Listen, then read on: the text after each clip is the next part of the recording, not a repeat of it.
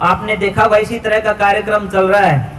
स्वामी सोमदेव जी का नाम मुझे नहीं पता आप लोग कितने लोग जानते हैं कि नहीं जानते हैं। ये आजादी से पहले की बात है, आर्य समाज शाहजहांपुर जो उत्तर प्रदेश में है वहां इस तरह का कार्यक्रम चल रहा है। और बात करते करते करते करते स्वामी सोमदेव जी कहते हैं यदि आपको अपना जीवन बदलना है, यदि आप चाहते हैं कि स्वदेशी का आंदोलन मेरे देश में सबसे ज्यादा आगे बढ़े, यदि आप चाहते हैं कि हमारी प्राचीन वैदिक मान्यताओं की पुनर्स्थापना फिर से हो, तो जो पीछे स्टॉल लगाए हुए बैठे हैं, जैसे हमारे यहाँ एक साथी किताबों का स्टॉल लगा करके बैठे, उन्होंने कहा कि वहां एक पुस्तक मिलेगी जिसका नाम सत्यार्थ प्रकाश है और वो सत्यार्थ प्रकाश आपके जीवन को बदल देगी।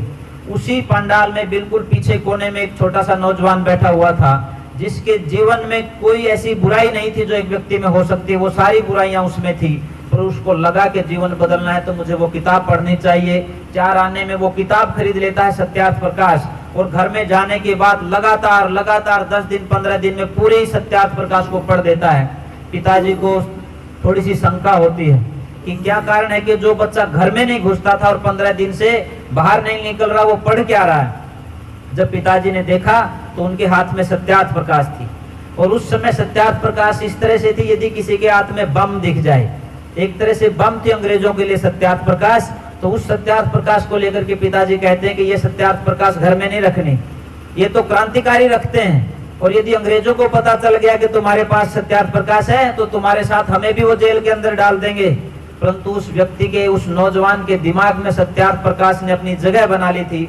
और जब पिताजी ने बहुत गुस्से में ये कहा कि ये वो समय है जब आपको फैसला करना पड़ेगा, या तो आप आर्य समाज को चुन लो या अपने घर को चुन लो, तो आपको जान करके खुशी होगी कि उस जो नौजवान ने ये कहा कि मैं घर के ऐशो आराम को ठोकर मार करके मां आर्य समाज की शरण में जाता हूं, और वो घर छोड़ करके आर्य समाज के लिए प्रेरित हो जाता है। और आप जानते हैं कि कितना बड़ा काम उन व्यक्तियों ने बाद में देश की आजादी के आंदोलन में किया। सारे क्रांतिकारियों के नेता बन करके वो रहे, चाहे चंद्रशेखर आजाद की बात हो, शहीद आजम भगत सिंह की बात हो, सान्याल की बात हो, सचिंद्र नाथ लाहिड़ी की बात हो, किन्हीं में कितने लोगों के नाम आपके सामने गिनवा सकता हूं। और एक नाम उसमें एकमात्र आजादी के आंदोलन में नौजवानों में कोई एक मुस्लिम साथी दिखाई देता है, तो उसको भी कहीं ना कहीं प्रेरणा राम प्रसाद बिस्मिल ने दी, जिसका नाम अशफाक उल्लाह खान था। और उनकी दोस्ती इतनी पक्की थी कि दोनों के दोनों आर्य समाज मंदिर में रहते थे।